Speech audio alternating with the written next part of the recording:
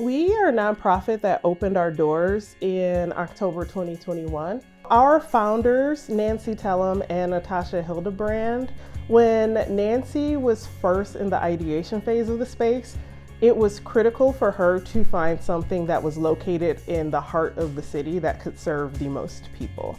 And that's how we ultimately ended up with the space we're in now. We have this name, BasBlue, which is named after the Blue Stocking Society, which was a movement, an intellectual movement that launched in Europe around the same time this house was built. And it was a group of women who did crazy things like talk about politics and arts and culture and have opinions and, in general, have intelligent, forward-thinking conversations. And then, of course, they would go back and they would influence their husbands on decision-making and things like that. Because we're a woman-centered space, we, pulled from that intellectual movement. So BasBlue, of course, technically means the House of Blue. This building has existed. It was built in the original Ferry Street district when it was all rural and just seed farms. So it was built in the late 1800s. It was originally a residential home for the president of Michigan Telephone. It has served as student housing for graduate studies at Wayne State University. And our most immediate predecessor was the organization Your Heritage House, which was an art museum and school for Black youth in Detroit during a time when those services were not available broadly for youth in Detroit, and it was pioneered by a woman named Josephine Love. When I think about the history of the house and the way it connects to Detroit today, one of the biggest things I think back to is its history as Your Heritage House. So as a woman and femme-centered nonprofit, one of the things we've been coming across is that we have several members who were students at Your Heritage House. We've held several private events for individuals who taught at Your Heritage House and had no idea that this space had even reopened. And as we look at the house history and its connection to the Detroit community as a whole, it's just very inspiring to have the space have a history of not only serving children, but serving women within the city by employing women arts teachers and things like that. And, the most gratifying thing for me, having been here since the, pre-launch of the space, is meeting individuals who come through, they see the house, they attend an event, they maybe even join our organization, and they look us in the eye and they say, Mrs. Love would be proud of what this space has become. The significance of this space to me personally is the impact that we're having on the city. When we first launched, our primary goal was to serve as a space providing access and opportunity for our members in Detroit. We originally launched with a goal of not only providing this membership space, but also acknowledging, many of the systemic barriers to affordability in these membership organizations.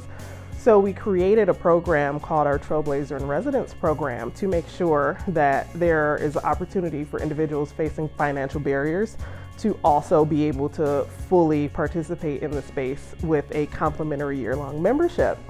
In addition to that, we provide opportunities for those working in arts and culture to show their artwork on our walls and our space. There's of course no limit whether it's two-dimensional or three-dimensional work. Our space was designed with the idea of supporting women.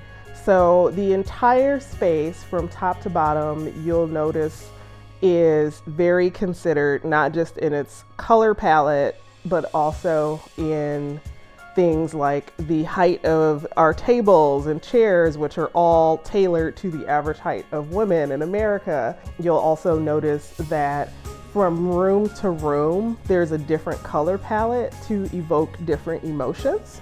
So when you're on our second floor, you'll see that it is a workspace, but because we want people to feel comfortable and at home, the colors were very intentional in that they are very blue and very yellow to evoke relaxation and thoughtfulness and calmness while you're working. So that, sometimes many of us have very stressful jobs and we don't want that added stress in a giant, stark white room as well, right? We recently acquired our carriage house to the rear of this building that is undergoing a massive renovation to support support an expansion of members' space. The Carriage House is built with usability in mind for members. On our first floor of the Carriage House, it will be having open seating to support collaboration and co-working. And our second floor is going to have much larger meeting rooms that can seat up to, I want to say, 20, 25 individuals for conference board style seating. And all of the thought and intentionality that went into this space is being carried over into that space as well. This space creates wellness for people in the community in a multitude of ways. One of the big ways is that we do have an in-house health and wellness studio that members can utilize. One of the biggest points that we really want to drive home is that this space is designed to be a home away from home. And that features everything from, our cozy seating to our, cafe offerings that we have, lots of soups and warm beverages and things like that. We have so much intentionality in the way our second floor is designed for our members to be able to spread out and relax as opposed to just working upright at a desk.